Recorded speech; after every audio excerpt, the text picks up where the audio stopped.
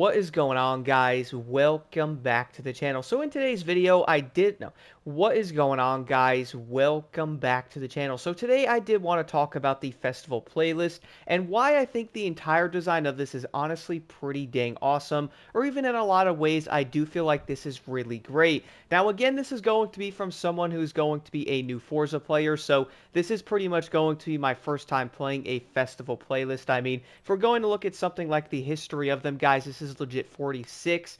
I believe that is anyway. Yeah, because this is 45, but there is legit 45 other ones there, as you can see in the history thing here in the menu. So there was going to be a lot of them. Like, you can even load them, check them out, see what was going to be in them. So I can definitely see players going, yo, these are pretty dope. Now, one of my favorite things about the playlist, though, or I guess the first thing I noticed about it, I do know other people were talking about this before it came out on PS5, but the fact is you can legitimately get everything in the entire thing by legitimately just playing, bro. Like, I feel like that is such a dope design. Also, I really want the Rally Edition 911 there. Hopefully that comes back one day. But the thing is, though, the reason why I really thought about this a lot, though, is if we're looking at something like the entire festival playlist, you're probably going to be like, yo, what if I'm not going to be a good player? What if I don't get a lot of time to play the game?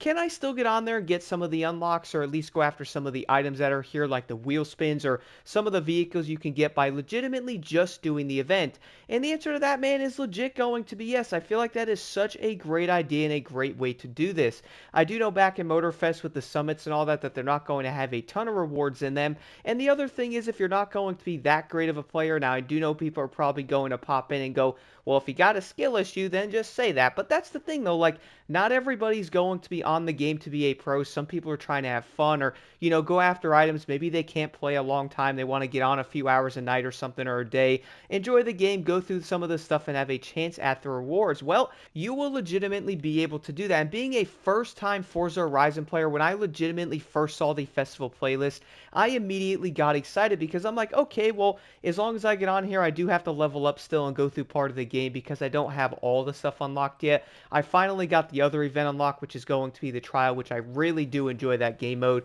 It is legit entertaining. You jump in there with like 5 other players, you go against AI, and you pretty much have to have more of your teammates winning. That way you get more points. I really did enjoy it. You're then going to have some of these skill types, sometimes a playground type of event in there.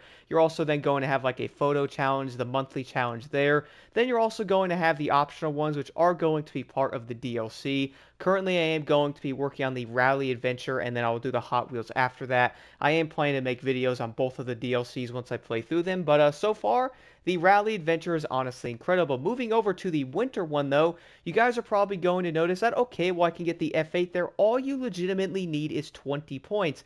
Let's say you don't really care about the Backstage Pass there, and guess what? Maybe, again, you're going to be a casual player. Well, you're not going to have to do everything to get the other vehicle unlocked, and sometimes they throw some crazy rewards in here.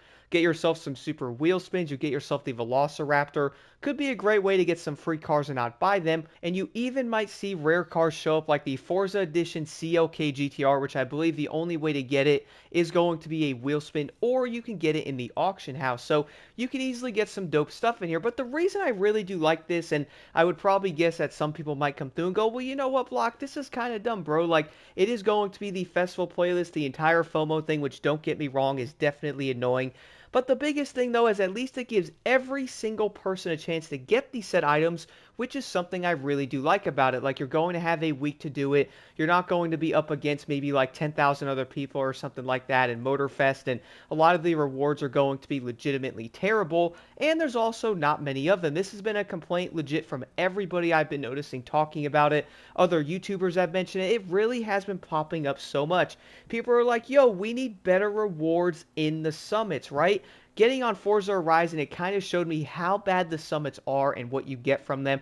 I mean, heck, bro, you legitimately don't even get rewards for doing every single event. You're going to get something every 3 or something like that. You get like the prestige tickets, and then you get like a random vanity or sometimes like gold parts or something. Here in Forza, though, legitimately every single event is going to give you something, encouraging you to do maybe some of them, or maybe you might look at this and go, okay, well, I want to get this Ferrari, I need 20 points, but these events here are going to get me a super wheel spin, I get a cool car from that one. So you could pick and choose which events you want to do. Maybe you can only complete some of them, and at least you'll be able to do these certain events that maybe you feel like doing just to get enough points to get one of the items, and then you might not care after that or something. At least everybody can simply jump on, do some of the dailies if you want. And we're also going to have weekly challenges, bro, which I am going to be covering those weekly, obviously, since last week I was doing it. I am going to start doing those, man. Those are also fun. There's different steps to them. You'll get yourself some Forza Horizon or Forzathon. I said Forza Horizon. I'm cooked. But you'll get yourself some Forzathon points or something. You'll get yourself some points for the thing. And other rewards can also pop up in that. And on top of it, you also have daily rewards that are going to unlock every single day up until the point of the next playlist. So you can get a few more points as well. There's 7 points there. And maybe that might get you to the car after doing some of the events. Like, there's so many different ways to do it. And as I did mention before, if you're not going to be the most competitive player, which don't get me wrong, guys, I understand that part. Like, it would probably be intense seeing the top 10,000 or something going after some crazy rewards and stuff like that. Then again, though, a lot of people might see some of the rewards and go, okay, well, I'm not going to want to sweat for something like that, or I don't really feel like doing this for a tire smoke or something. I can also understand that part of it. What's kind of odd to me, though, is looking at the Crew 2, they basically did it better in that game, which I would say a lot of people would agree with. Now, I'm probably going to guess and say they did it in Motorfest to make it easier, or, putting everything together in the leaderboards was probably easier than how it was back in the Crew 2. Back then, I do believe PlayStation was like top 11,000. I think Xbox might have been 8. Do let me know in the comments. It's been a very long time. I do know PC was like 3 or 4,000. I think they based it on the player base and how many people were on each console, which clearly showed that PlayStation was going to be on top of that. And also, it's kind of the same thing on TCM, or at least it might have been anyway. The thing is, though, here on Forza, though, I feel like if you are going to get into this game, which I would guess a lot of people are, including me at the moment, and it's going to stay that way for a pretty long time. If you are looking to do this, though, it is going to be the type of thing you look at the rewards, go, okay, let me do some of the events. Every single event is going to reward you, man. Right there is honestly a win. You can get some dope cars like the Hoonigan RS200. You can get the Nissan R390. Then get yourself some of these super wheel spins, which in return can also get you 2 or 3 vehicles from one of those. So yes, some of this is very beneficial. Funny part is, I was noticing some of these skills like the Speed Zone, the Trailblazer, some of the speed traps can definitely be pretty dang tough, and I'm going to guess right now and say some of the trials are also probably going to be fairly difficult, depending on which one is going to be out at least for that said week. And you also know what's pretty funny about this is I have been seeing more people pop into comment sections talking about this in different places, going, yo, I really like the way the festival playlist is designed. At least I can jump on. Everything rewards you really well. I was noticing those same people going back to Motorfest going, man, these summons don't reward you that great. Some of them are going to be insanely sweaty for what they're going to offer you, and a lot of people probably don't even want to bother in it. Don't y'all think a better way to do it is at least make it so everyone can jump in and get everything? Again, I do understand there's going to be a competitive side of it, but if they were going to do something like that, here's the thing. Why not have both where everybody can jump in, have some dope rewards, and then maybe have like a ranked type of summit or something along those lines to where it's more focused on like getting the top 8,000 or having only a few players in there like the best of the best and stuff like that, or, having better cars. I feel like something like that could honestly work.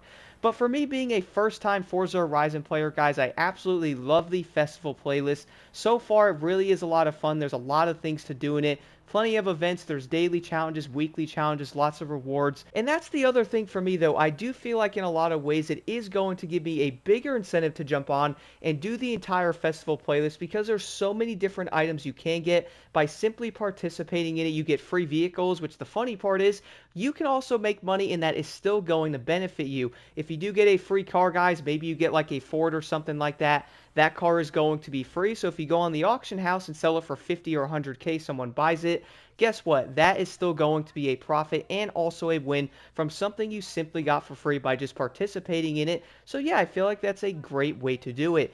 Do let me know your thoughts on this in the comments below. I would say a lot of people are going to agree with it. And also there's probably going to be some mixed stuff, which honestly, guys, I completely get. Don't get me wrong. I do like the competitive side of the summits. I think they're dope. But the biggest thing is I feel like they need to reward the players more for doing them. And if they are going to be intense like that, where a lot of players players can't even do it, I feel like the rewards should definitely be higher. The fact that you can jump on Forza, do most of the things, and you probably going to go, well, yeah, most of the things in the entire playlist is easy. Well, some of the events and some of the skills, man, are definitely going to pose a challenge there, so I wouldn't jump into those thinking they're going to be a walk in the park.